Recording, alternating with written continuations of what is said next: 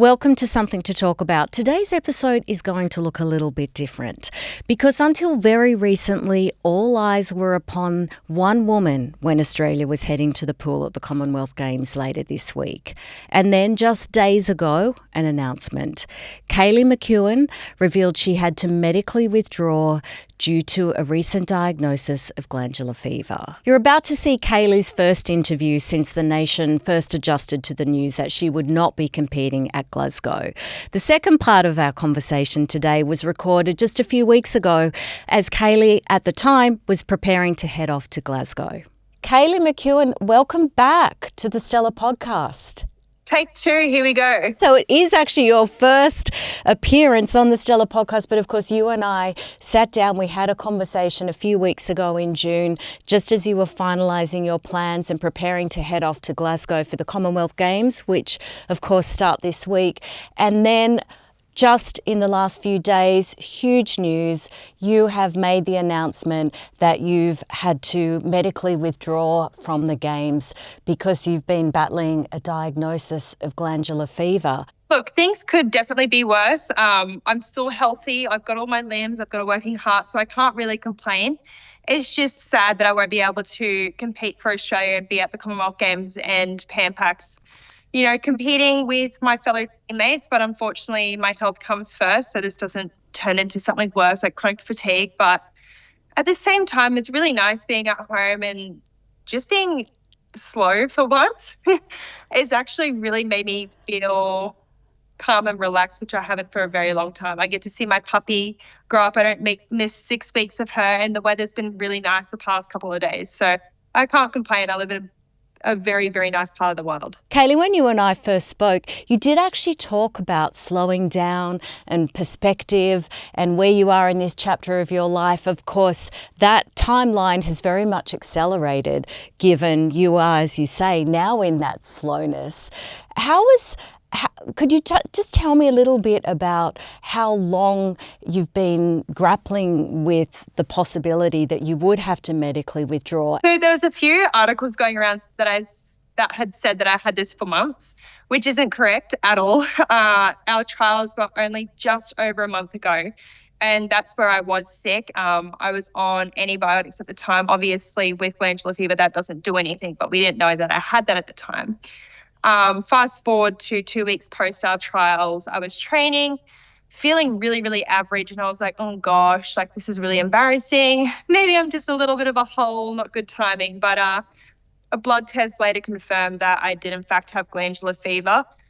So we tried to manage my training load, strip my sessions right back to only doing 4K, no pacing sessions, which is really hard when you're trying to get ready to go for a Commonwealth Games. No suits, nothing. So it was quite boring. I was on my own, watching the rest of my teammates do the sessions and push themselves. And it was just frustrating not being able to give myself 100%. And I think at the end of the day, that's kind of what tilted me towards not going on the tour this year, is just realizing that I'm not able to give 100% and that opportunity needs to go to somebody else who has trained really hard and deserves to be on that team. Has relief entered the equation at any point, or is that a bit further down the road? I think 100% it was relief, because as an athlete, you're always fine-tuning the smallest of things and looking for 1%. And I couldn't even get a 1% in every day that I was trying my absolute best. So I was getting very frustrated and didn't really have an answer. So it was really nice to actually have someone say, oh, you have glandular fever. It doesn't allow your body to execute things the way that you would allow it to usually do. So that was the biggest relief of all, not thinking that I'm just old and washed up. So thank goodness for that. If Kaylee McKeown is old and washed up, I don't know what that says about the rest of us.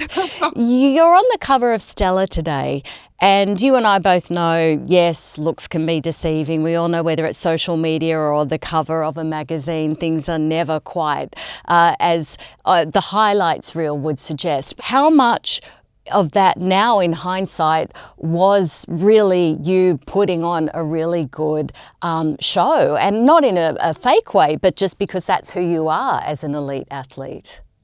I think that's something that just speaks true to my character as well. My parents have always told me to be who you are no matter what you're going through. So some people might call that fake, but I just think it's important to give people the energy that you do have left. So whether it's talking to you or it's talking to my friends, I'm still going to give them the same amount of energy.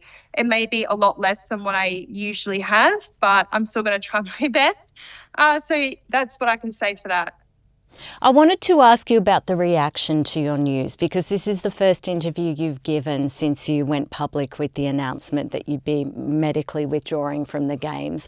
First of all, as you have said, your own teammates in the Dolphins didn't know. What was the reaction from your fellow teammates in the Dolphins and your professional peers?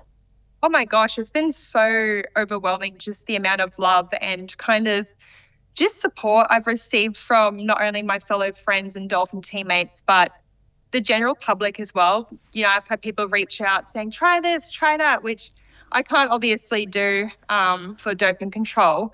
But it's just nice to know that people want to help and give a helping hand. And kind of even just there was a young fellow last year, Tommy Neal, who's on the Australian team this year, who went through glandular fever. And he gave me a list of everything that he went through, all of the symptoms. And it's just something like that where I can look at it and be like, he was worse off than me, and he's managed to come back and be on an Australian team this year. So it gives me hope that I can get back into the water sooner rather than later. The reaction from the Australian public, who you've just referenced, it seems to have been incredibly supportive. Is that your understanding of it? And were you anxious about that? The thing I like about myself the most is I'll always put myself first when it comes to my health and my well-being. That's the only time I don't really consider what the general public would think. And I think anybody needs to be like that as well. But it did play on my mind that I would be letting down my teammates, not being in relays and stuff like that. But on the flip side of that, it also gives people the opportunity to take my position and learn and grow from the experiences where if I was there, I would be taking that away from them. So it's really, really nice in that aspect of things. But what more can you do? You've got to put your own health first. Oh, look, you absolutely do. And I think there's something really admirable about that. And I hope, if anything, it gives people the message to always put themselves first.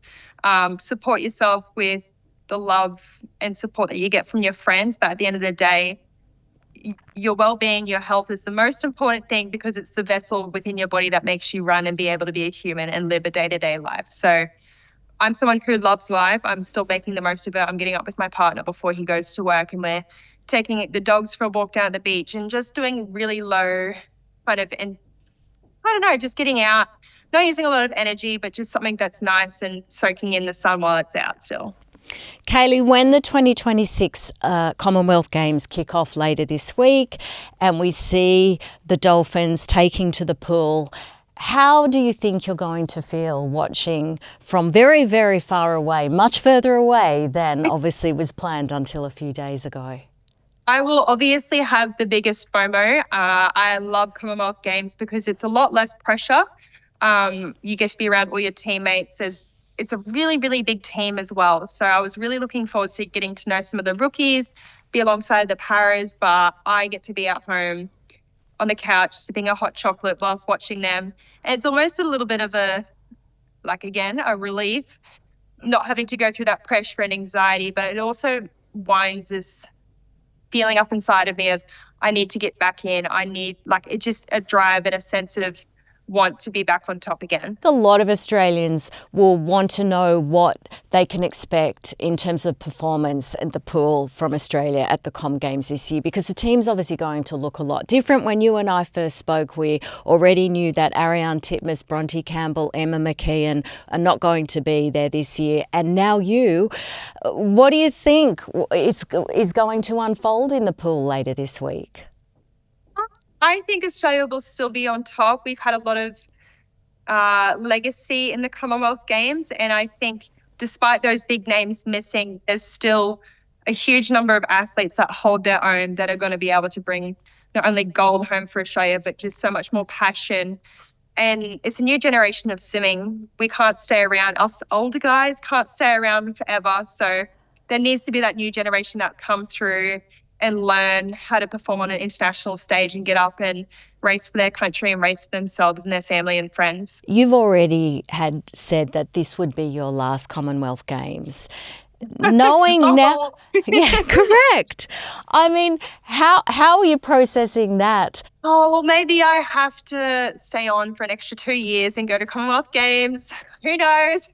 Might need to tick that box off. So, no, but I do agree. When you're in the moment for some things, you never expect it to be your last, and you can take it for granted. And even hearing you say that, I'm like, yeah, I really actually enjoyed that a lot more. But you just get so wound up and wrapped up in the adrenaline and wanting to do your best and PB and get on the podium. It's just such a whirlwind, and your emotions are always on a roller coaster. So it's hard to stop and smell the roses. But as I've gotten older and still on teams, I hope to take these moments not for granted. What are your immediate plans as you recover from glandular fever? What does the timeline look like? And has this changed anything in terms of the long-term vision for LA Com Games, if we can maybe get you back for another one? And of course, dare I say it, Brisbane in 2032. Look, my goal right now is getting myself healthy so I can be at my best for the LA Olympics in 2028. That is my ultimate goal. In the short term, I don't know how long this glandular fever is going to affect me and my capacity to be able to put 100% into my sessions. It's different for everyone, which I'm learning also. So this could be something that's a slow progression for the next 4 to 6 months. You know, my sister's glandular fever lasted 8 months. So I'm hoping that my case is a good case, and I'll be in ready to go. My short-term goal is I'd love to compete at the World Short Course in December, which will be in China this year. But if I can't get there, then Worlds 2027, which I think are in Budapest. Kaylee, thank you so much for hopping back on. It's been lovely to speak to you twice in the course of a few weeks. All the best for you for your full recovery. Thank you for having me back on.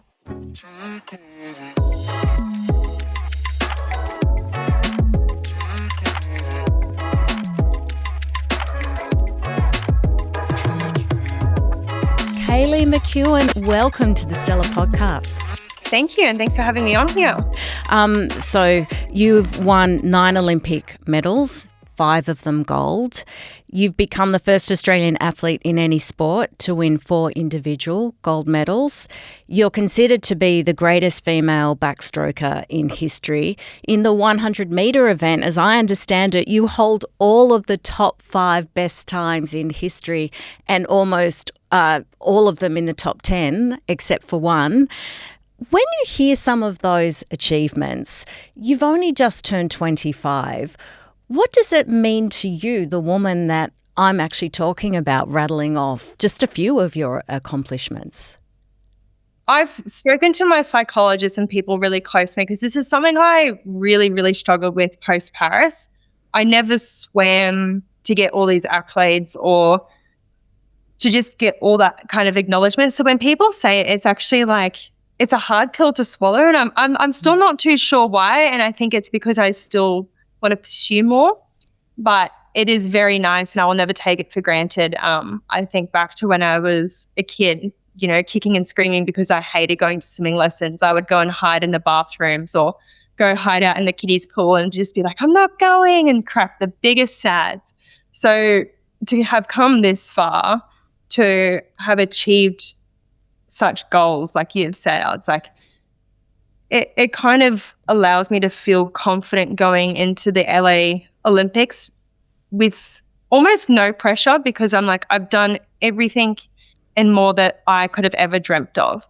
And I think there's something so beautiful about that too, because it's like, there's people who have targets on my back. There's people who want to shoot me down any chance that they can. But I'm like, you can never take away what I've done. Like, yes, you can go and break my world records, my best times, but you can never take my medals away from me.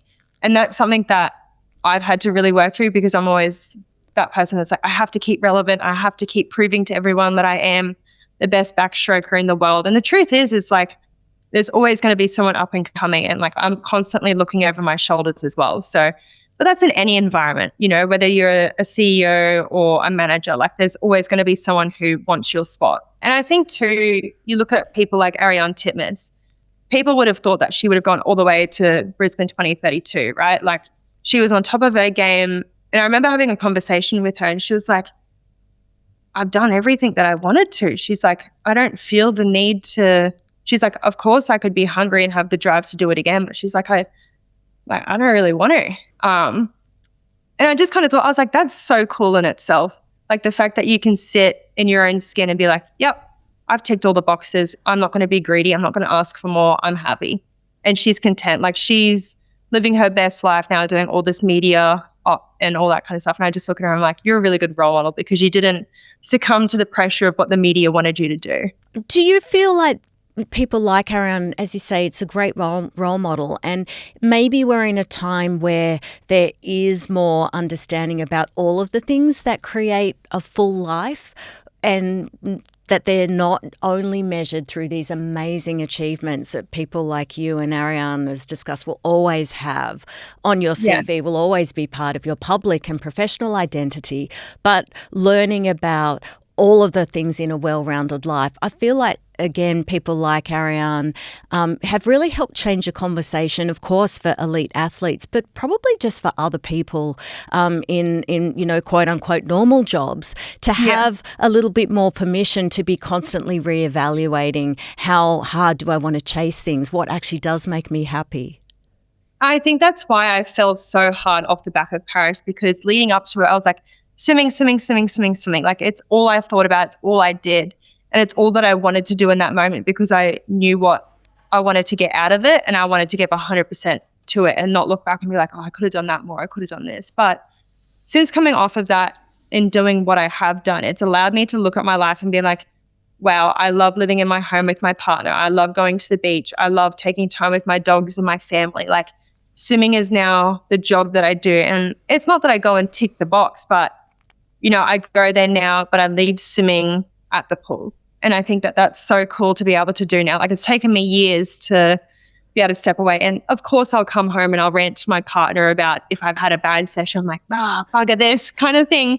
But everyone does that day-to-day job. If someone pisses you off at work, you want to come home and just like bitch to your partner about it. You're like, oh, such and such did this. So it's like any working job for me. I don't want to come home and have to do more than I already am. Let me ask you a little bit about your amazing family. The loss of your father, who passed away from brain cancer in 2020. Kaylee, you've always spoken, I think, so eloquently and in a way that resonates with so many other people who've had a loss like that. And you have that tattoo on your toe. I mean, it's really part of the iconic tapestry. I lost my mum when I was 17. I know that formative experience of losing a parent at such a young age. Grief is never linear. Obviously, it looks different for everyone. As much as there is a journey of grief, how is your experience of the role that your dad plays in your life day to day, coming up to 6 years after losing him? I think someone did say to me, as time goes on, it gets easier, and it gets easier in the way that you get used to it, it's really sad in itself, right? Like, you have people that, recently I went to a wedding and I saw people walking down the aisle. I was like, my dad's never going to be able to do that. And it's really gut wrenching when you think about that stuff. You're like, that's so sad. Like, that's one of the proudest moments a parent can do, and he's not able to do that. But I think my dad is always here. We're strong believers in that there's something else above us. So I have no doubt in my mind that he'll be there no matter what. And I think that helps just day-to-day life. Like, I'm mowing the lawn, can't start the lawnmower. I'm like, my dad would be laughing at me right now. Like, this is such an easy thing to do. Or if it's like changing a tire, all the stuff that he's taught me to do before he passed away. But it's like, oh, maybe you're just playing games with me to have a laugh at me. So, it's kind of things like that. And there's people in my life that remind me of him all the time, and it's such a beautiful thing. We catch up with our family friends so often as well, and it's just, we sit around, we talk, and just kind of romance about the beautiful things in life that we shared as memories together. And I think that's the most important thing, because I do believe that people die twice. People die the first time, obviously, when their physical presence leave, but they die the second time when you stop talking about them. So we love to keep my dad alive by talking about him. Everyone intellectually understands that life is short, but I think for anyone listening or reading or watching our conversation would have their own experience possibly of being reminded of that in the most vivid way. You're somebody who clearly has not ever wasted a second of your still very young life. Your remarkable achievements already speak to that, but just already the wisdom and perspective. What role do you think, Kaylee, seeing him fight that disease and then pass away much earlier than he should have, has shaped into that sense of urgency and your own sense of mortality? I love my life, and I love the life that my parents helped create. And him passing away, it was almost like, okay, now I get to live for the both of us. I get to live with the legacy that he's left, but also kind of carry him around in my back pocket almost. And I look at it, I'm like, well, why would I waste my time when my dad's time was cut short? And I really struggled with that for a really long time, probably about 2-3 years after. I'd see people who, would complain just about the smallest of things, which is fine, but I really struggled. I'm like, why are you complaining about that? Like, fix your problem, continue on with your life. Like, there's no point being so aroused or like angry about it. I was like, you're just wasting your time and energy. I was like, shrug your shoulders, look at it, move on. Like, you don't have to agree with everyone in this world. And my dad was like that in nature anyways, but him passing definitely helped me realize not everybody's going to be the same as you and react the same as you, but if you can make the most of the time that you do have, then that's great. Yeah. You posted a fabulous video on social of your boyfriend Declan cleaning up the bathroom, and such a great caption. You were saying, I'm making him clean his pee stains. I speak about relatable moments. I'm sure every woman looking at that was like, yep, hard relate if they're sharing a household with a male. Love you guys, but come on. Kaylee, let me ask you a little bit about the reaction to that, and what did Declan make of the reaction to it? He laughed. I was gonna originally, that's what I wanted to say, and then I changed it. He's like, no, it's so funny. And I was like, okay, I just don't want to embarrass you. And he's like, nah, that's fine. He's like, every guy does it. They all pee all over the floor. And I was like, every now and then you can at least wipe it up. I always remember my mum going off at my dad too, not putting the toilet seat down. But Declan is very well trained, thanks to his mum for that. But yeah, he's great. He takes banter very, very well. Thank goodness. He is a former AFL player, so very few people could understand the intensity of your life and the training regime. Does it help having someone that's got, some obviously understanding and lived experience of what it is to be an elite athlete? I have dated swimmers in the past, and it was almost a nightmare because you're two in each other's worlds. Whether I love the fact that Declan comes from that sporting background, he understands the commitment to it, but he also understands how much I just enjoy being normal and living a normal life, which is why he's so good. Because, I'll come home after training and he's already starting to cook dinner. I'll, come home exhausted. He's like, what can I do to help? Well, clean the pee stains. That's a good start. But yeah, I couldn't be more thankful for him coming into my life. He came in at a perfect time. So hopefully this one stays around. Absolutely. Well, you seem like a really beautiful couple. So Kaylee, in addition to this, on your Instagram, you've been talking a little bit about another project, as though you don't have enough on your plate at the moment. What can you tell us about that?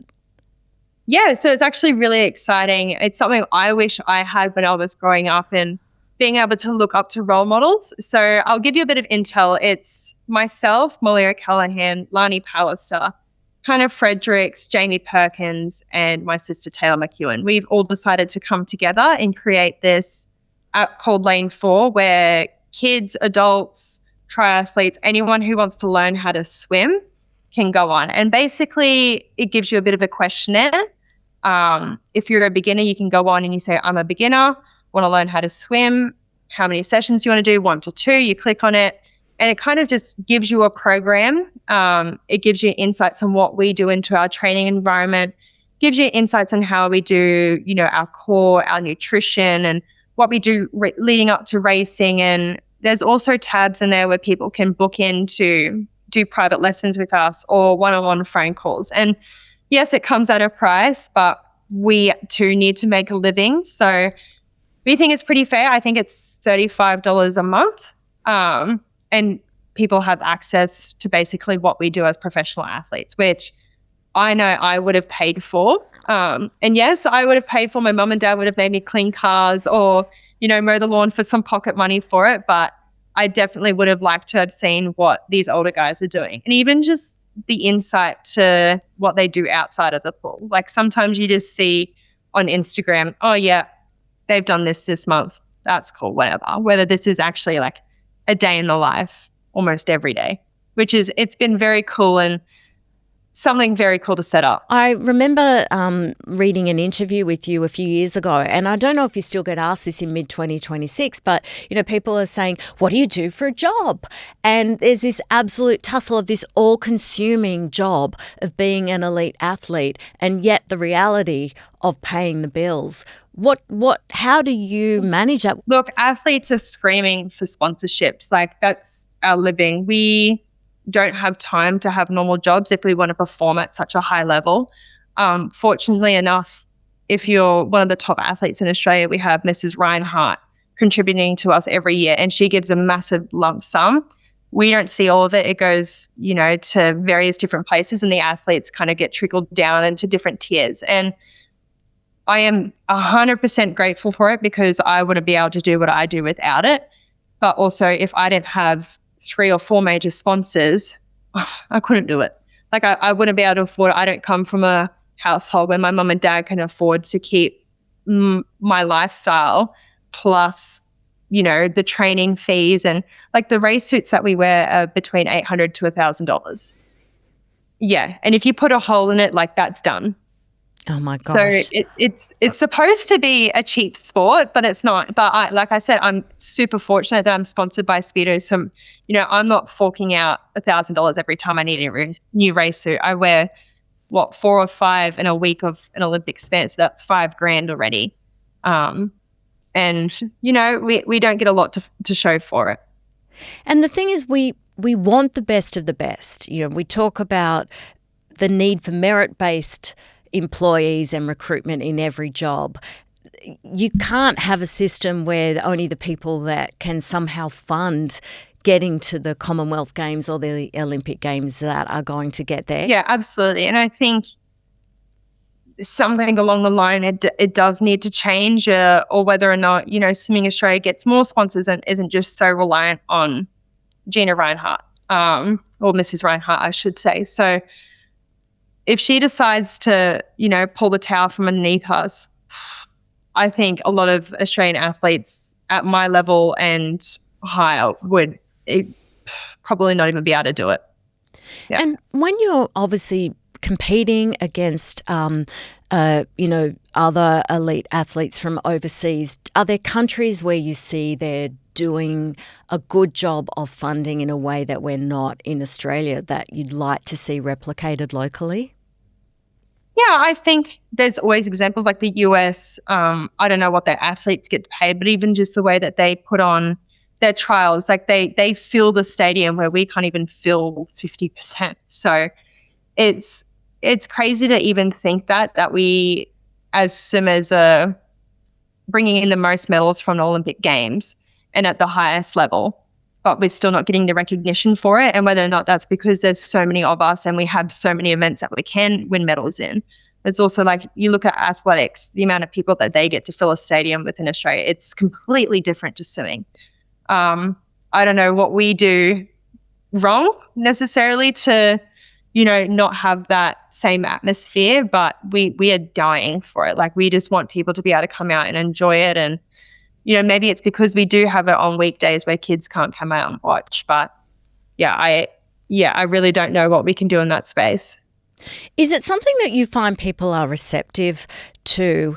Or do you think people just assume, well, these people are icons, they're champions, everyone loves them, they must be fine, money mustn't be a problem? Yeah, and I think too it's because we don't complain about it. You look at NRL players, you look at AFL players, they're getting paid like hundreds of thousands of dollars. to sign a contract. We don't get to sign a contract that keeps us safe for 4 years. If we don't make a team within that year, we don't get the funding. So it's so cutthroat. Like if I chose not to swim this year, I'd only have 1 year carried over from last year, and then I'm on my own. So it's such a harsh reality, but that's just the way that it works with swimming, unfortunately. Kaylee, it's been such a pleasure to talk to you. We'll have a link to your handle in the show notes. Thank you so much for having me on and letting people into my life a little bit more. Thanks for giving us a glimpse. All the best, Kaylee. Take care. Thank you.